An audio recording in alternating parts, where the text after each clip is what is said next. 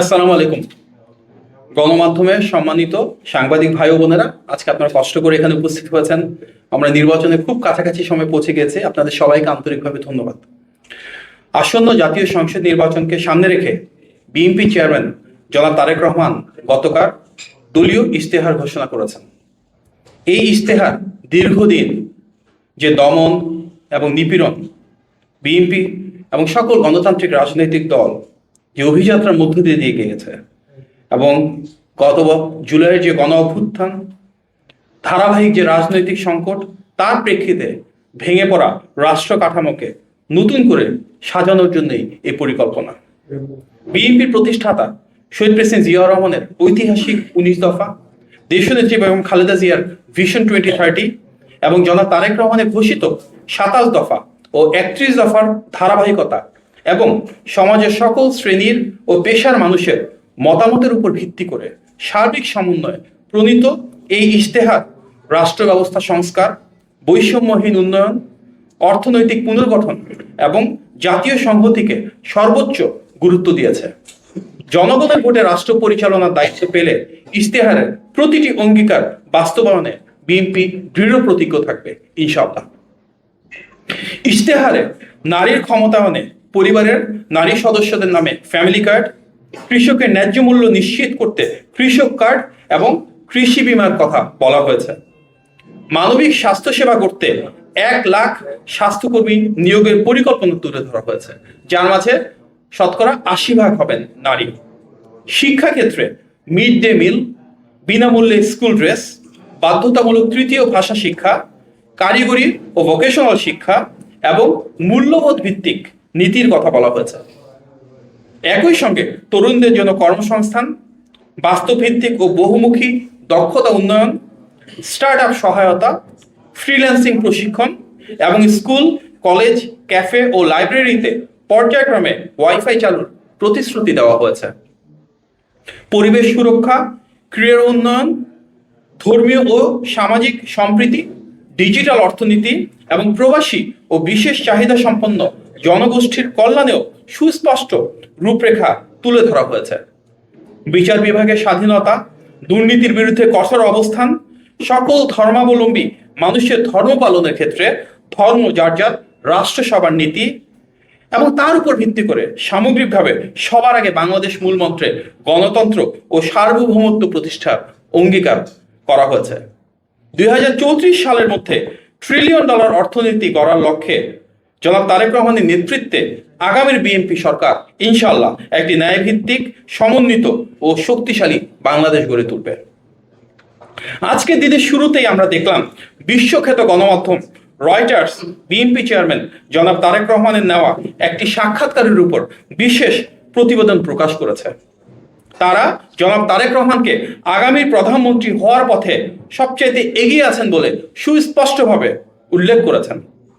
আপনারা জানেন যে গত বেশ কয়েকদিন ধরে বিশ্বব্যাপী জনপ্রিয় গণমাধ্যম দ্য ইকোনমিস্ট এবং দ্য ডিপ্লোম্যাটের নেওয়া বিএনপি চেয়ারম্যান জনাব তারেক রহমানের 2টি পৃথক সাক্ষাৎকার ব্যাপকভাবে আলোচিত হচ্ছে।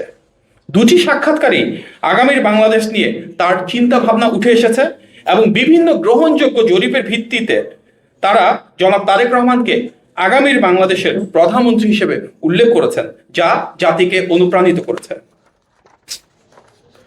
উপস্থিত প্রিয় সাংবাদিক ভাই বোনেরা, আমি এবার আপনাদেরকে বিএনপি চেয়ারম্যান জনাব তারেক রহমানের ঢাকা মহানগর উত্তর এবং ঢাকা মহানগর দক্ষিণে বিভিন্ন নির্বাচনী আসনে আগামী 2 দিনে জনসভার বিষয়ে অবহিত করছি। আগামীকাল 8ই ফেব্রুয়ারি রবিবার তিনি ঢাকা মহানগর উত্তরের 6টি নির্বাচনী আসনের জনসভায় যোগদান করবেন।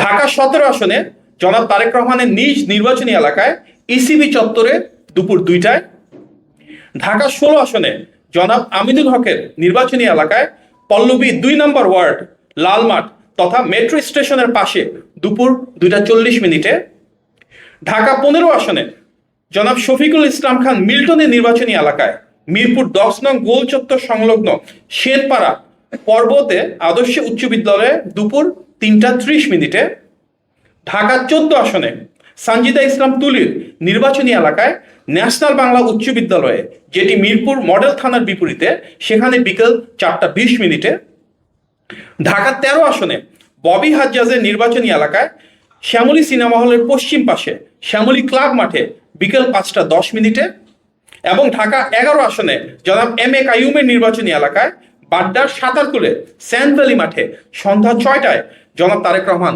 বক্তব্য রাখবেন। সুতরাং আগামীকাল ঢাকা উত্তরে উনি 6টি নির্বাচনী জনসভায় দিনব্যাপী বিভিন্ন রকমের কর্মসূচিতে বক্তব্য রাখছেন। তারপর দিন অর্থাৎ 9 ফেব্রুয়ারি সোমবার জনাব তারেক রহমান তার নিজের নির্বাচনী এলাকা এবং ঢাকা মহানগর দক্ষিণে 7টি সহ মোট 8টি নির্বাচনী জনসভায় যোগদান করবেন।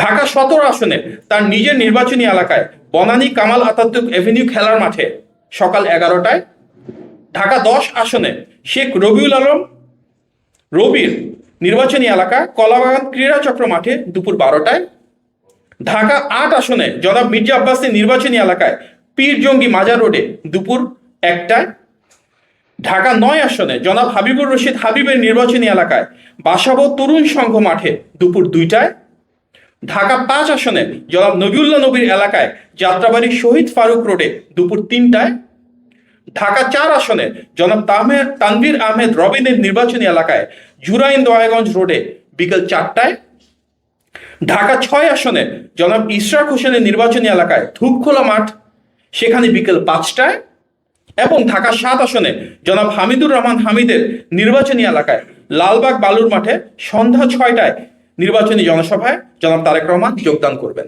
সুতরাং আগামী পরশু দিন ওনার নিজের নির্বাচনী এলাকা ঢাকা 17 এবং ঢাকা মহানগরের 7টি সহ মোট 8টি জনসভায় তিনি বক্তব্য রাখবেন ইনশাআল্লাহ। প্রিয় সাংবাদিক ভাই ও বোনেরা, এবার আমি উদ্বেগজনক কিছু বিষয় নিয়ে আপনাদের দৃষ্টি আকর্ষণ করব। ভোটে ব্যবহারের জন্য অবৈধ সিল উদ্ধারের ঘটনায় একটি প্রিন্টিং প্রেসের মালিক গ্রেফতার হয়ে আদালতে স্বীকারোক্তিমূলক জবানবন্দিতে বলেছেন যে জামাত ইসলামের একজন নেতার নির্দেশেই এসব সিল তৈরি করা হয়েছে। এমনকি তার হোয়াটসঅ্যাপে পাওয়া অর্ডারের তথ্য, জব্দকৃত আলামত ও সংশ্লিষ্ট প্রার্থীর সাথে ঘনিষ্ঠতার প্রমাণও প্রাথমিক তদন্তে পাওয়া গিয়েছে, যা নির্বাচনকে প্রভাবিত করার একটি ষড়যন্ত্রের দিকে ইঙ্গিত দিচ্ছে। আমরা এই ঘটনার সঙ্গে জড়িত সবাইকে আইনের আওতায় আনার দাবি জানাচ্ছি, সুষ্ঠু তদন্ত চাচ্ছি এবং ইতিমধ্যে গণমাধ্যমে এই বিষয়গুলো আসা শুরু করেছে। আমরা পরিতাপের সঙ্গে লক্ষ্য করছি যে সেই রাজনৈতিক দলটি পরিকল্পিতভাবে ইলেকশন ইঞ্জিনিয়ারিং এর প্রস্তুতি নিচ্ছে বিভিন্ন জায়গায়। লক্ষ্মীপুরে সেই দলের নেতাদের দ্বারা ভোটের সিল তৈরির ঘটনা তারই প্রমাণ। পাশাপাশি আমরা বিভিন্ন জায়গা থেকে খবর পাচ্ছি যে ধর্মীয় অনুভূতিকে অপব্যবহার করে এবং জাল ভোট দেওয়ার উদ্দেশ্যে বিপুল সংখ্যক বোরখা এবং নিকাব প্রস্তুত করা হচ্ছে।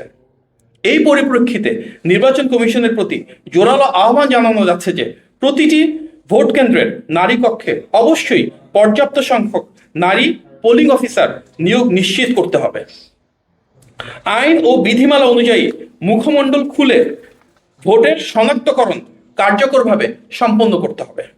এ বিষয়ে নির্বাচন কমিশন ইতিমধ্যেই স্পষ্ট নির্দেশনা দিয়েছে যে ন্যাশনাল আইডি কার্ড বা হজের ছবি তোলার সময় যেভাবে মুখ খোলা রাখা হয় ঠিক একইভাবে ভোট গ্রহণের সময় নারী পোলিং কর্তৃপক্ষের সামনে মুখ খুলে পরিচয় নিশ্চিত করতে হবে। পাশাপাশি ভোটের স্বচ্ছতা ও বিশ্বাসযোগ্যতা রক্ষার সব রাজনৈতিক দলের পক্ষ থেকে নারী কক্ষে যথাসম্ভব নারী পোলিং এজেন্ট নিয়োগ নিশ্চিত করা অপরিহার্য এবং দায়িত্বশীল সকল রাজনৈতিক দলকে আমরা এই বিষয়ে সচেতন থাকার জন্য আহ্বান জানাচ্ছি। প্রিয় সাংবাদিক ভাই ও বোনেরা, এর আগেও আমরা দেখেছি উক্ত রাজনৈতিক দলটি বাড়ি বাড়ি গিয়ে এনআইডি ও বিকাশ নম্বর সংগ্রহ করেছেন।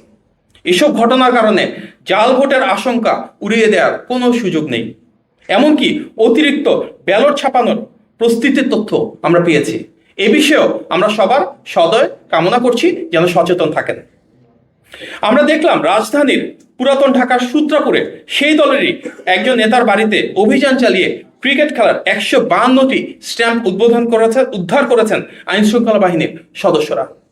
তাহলে কি তারা নির্বাচনের সময় দেশব্যাপী সহিংসতার কোনো প্রস্তুতি নিচ্ছে? এমনই যদি হয় তবে এ বিষয়ে নজরদারি বাড়ানোর প্রয়োজন আছে বলে আমরা মনে করছি। আরেকটি গুরুতর বিষয়ে আপনাদের দৃষ্টি আকর্ষণ করছি, যেটি ইতিমধ্যে আপনারা নিশ্চয়ই জানেন, যে আসন্ন নির্বাচনে পর্যবেক্ষক নিয়োগে নানাবিধ অসঙ্গতি রয়েছে। উদাহরণস্বরূপ peoples association for social advancement অর্থাৎ পাশা নামের একটি নাম সর্বস্ব প্রতিষ্ঠান নির্বাচনের সর্বাধিক পর্যবেক্ষক নিয়োগের অনুমোদন পেয়েছে। মোট 55,454 জন দেশি পর্যবেক্ষকের মধ্যে কেবলমাত্র পাশারই রয়েছে 10,559 জন। যদিও বাস্তবে হবিগঞ্জের একটি গ্রামের বাসার একটি কক্ষই এই সংস্কার তথাকথিত কার্যালয় এবং লোকবল বলতে মূলত একজনই, যা ইতিমধ্যে গণমাধ্যমে প্রকাশ পেয়েছে। ইতিপূর্বে আমরা নির্বাচন কমিশনে অবহিত করেছি যে পর্যবেক্ষকের নামে বেশ কিছু প্রতিষ্ঠানের একটি বিশেষ রাজনৈতিক দলের সাথে সংশ্লিষ্টতার বিভিন্ন অভিযোগ আসছে। আমরা মনে করি এইসব বিষয়ে একটি সুষ্ঠু নির্বাচন অনুষ্ঠানের পথে অন্তরায়। অতএব একটি অবাধ, সুষ্ঠু ও নিরপেক্ষ নির্বাচন আয়োজনের জন্য যে লেভেল প্লেইং ফিল্ড প্রয়োজন সেটি নিশ্চিত করতে প্রয়োজনীয় ব্যবস্থা গ্রহণের জন্য আমরা নির্বাচন কমিশন ও অন্তর্বর্তী সরকারের প্রতি আবারও আহ্বান জানাচ্ছি। আজকের এই সংবাদ সম্মেলনে উপস্থিত হয়ে আমাদের বক্তব্য ধৈর্য ধরে শোনার জন্য আপনাদের সবাইকে আন্তরিক ধন্যবাদ। আসসালামু আলাইকুম। এই বিষয়ে আমরা ইসিকে বলছি যেন নির্বাচন কমিশন বিধিমালা অনুযায়ী আরো শক্তিশালী অবস্থান গ্রহণ করেন এবং ভোটটা যখন রাখা হবে বক্সে সেটা যেন একটা স্বচ্ছ প্রক্রিয়ার ভেতরে হয়। যারা পোলিং এজেন্ট রয়েছেন ওনারা যেন সবাই দেখতে পারেন কিভাবে সেটা রাখা হচ্ছে এবং তারপর সেই পোলিং সেখানে ব্যালট রাখার পরে বক্সটা যখন পরিবহন করা হবে কোথা থেকে কোথায় যাচ্ছে এভরি পয়েন্টে যেন ট্রান্সপারেন্সি থাকে, আরো স্বচ্ছতা থাকে, সেটা আমাদেরকে নিশ্চিত করতে হবে। অতিরিক্ত ছাপানো এটা কি নির্বাচন কমিশন ছাপাচ্ছে, আপনাদের কমপ্লেইন কি নাকি অন্যরা? না, নির্বাচন কমিশন ছাপাচ্ছে না, অন্যান্যরা ছাপাচ্ছে বলে তো আমরা সোশ্যাল মিডিয়াতে দেখছি, মূলধারা গণমাধ্যমে আসছে। কারা ছাপাচ্ছে এটা তো আমরা সবাই জানি, নির্দিষ্ট রাজনৈতিক দল যারা করছেন। আমাদের মূল উদ্দেশ্য কি নির্বাচনটা যেন লেভেল প্লেইং ফিল্ড থাকে, নির্বাচনটা যেন অবাধ, সুষ্ঠু এবং গ্রহণযোগ্য হয়। সুতরাং প্রতিটি দায়িত্বশীল রাজনৈতিক দলকে আমরা আহ্বান জানাবো যেন সবাই যার যার জায়গা থেকে কাজ করেন। আচ্ছা, আজকে তো 7 তারিখ, নির্বাচনের বাকি আর মাত্র কয়েক। এই 7 তারিখে এসে আপনারা বলছেন লেভেল প্লেইং ফিল্ড তৈরির জন্য আহ্বান জানাচ্ছেন নির্বাচন কমিশনকে, তাহলে কি লেভেল প্লেইং ফিল্ডটা এই মুহূর্তে নেই? আমাদের সবসময় তো প্রত্যাশা শতভাগ লেভেল প্লেইং ফিল্ড। দেখুন, আমরা পোস্টাল ব্যালটের ক্ষেত্রে দেখেছি যে সেখানে আমাদের ধানের শীষের যে প্রতীক সেটা কিন্তু সহজে দৃশ্যমান ছিল না। আমাদের প্রতিদ্বন্দ্বী রাজনৈতিক দলগুলো সেটা আরো বেশি দৃশ্যমান ছিল। সুতরাং শতভাগ লেভেল প্লেইং ফিল্ড বলতে আমরা যেটা বুঝি সেখানে প্রত্যেকে সমানভাবে ইকুয়ালিটি পাবে, ফেয়ারনেস পাবে, সেটা ইনশিওর করার জন্য আমাদের আগামী 5 দিনে সবাইকে উদ্যোগ নিয়ে সমন্বিতভাবে কাজ করতে হবে। অন্যরা তো বলছেন যে নির্বাচন কমিশনকে আহ্বান জানাচ্ছি ওনারা আগে অভ্যন্তরীণভাবে তদন্ত করুক এবং ওনারা বের করুক কি ঘটেছে এখানে। পূর্ণাঙ্গ তথ্যপত্র পেলে স্বাভাবিকভাবে আমরা সামনের দিনগুলোতে সেগুলো নিয়ে আরো আলোচনা করব। ইতিমধ্যে তো আপনারা দেখছেন সোশ্যাল মিডিয়াতে এসে মূলধারা গণমাধ্যমে এসেছে, আপনার সাংবাদিকরা যারা রয়েছেন অনেকেই খুব গুরুত্বপূর্ণ ভূমিকা পালন করেছেন এই বিষয়গুলো সামনে আনার জন্য। সুতরাং আমরা নির্বাচন কমিশনকে আহ্বান জানাবো ওনারাও যেন ওনাদের দিক থেকে যতটুকু করণীয় সে কার্যকর পদক্ষেপটুকু গ্রহণ করে। আপনাদের বাতিলেরও দাবি করছেন না, এটা স্পষ্ট করে বাতিলেরও দাবি করছেন না। আমরা পূর্ণাঙ্গ তথ্যটা পেয়ে নেই, আমরা তো এখন পর্যন্ত জানি নাম্বারগুলো এবং সেটা কোথায় আছে, নাম সর্বস্ব প্রতিষ্ঠান। আমরা স্বাভাবিকভাবে এটা নিয়ে নির্বাচন কমিশনকে অবহিত করছি এবং তারপরে দেখি ওনারা কি ধরনের সিদ্ধান্ত নেয়। এবারে নির্বাচনে আওয়ামী লীগ নেই, কিন্তু তাদেরকে যারা ভোট দিতে কিছুটা অংশ তো আছে, তারা তো এবার নির্বাচনে ভোট দিতে যাবে, হয়তো বা কেউ নাও যেতে পারে, কিন্তু সবাইকে ভোট দানে অংশগ্রহণ করুক সেটা তো আপনারাও চাচ্ছেন, অন্যান্য রাজনৈতিক দলও চাচ্ছে। একটা জরিপে দেখা গেছে যে বিএনপি কে এই ভোটাররা যারা আওয়ামী লীগকে ভোট দিবে তাদের 48% উপরে বিএনপি কে ভোট দিবে, আর আপনার 29% হচ্ছে জামায়াতকে দিবে, আর বাকিরা 6 নানান গ্যাপে আছে। আপনারা কি এই জরিপটা সঠিক মনে করছেন, বা আপনাদের নিজস্ব কোনো জরিপ আছে কিনা যে তারা আসলে এবার ভোটটা কোন দিকে বেশি দিবে?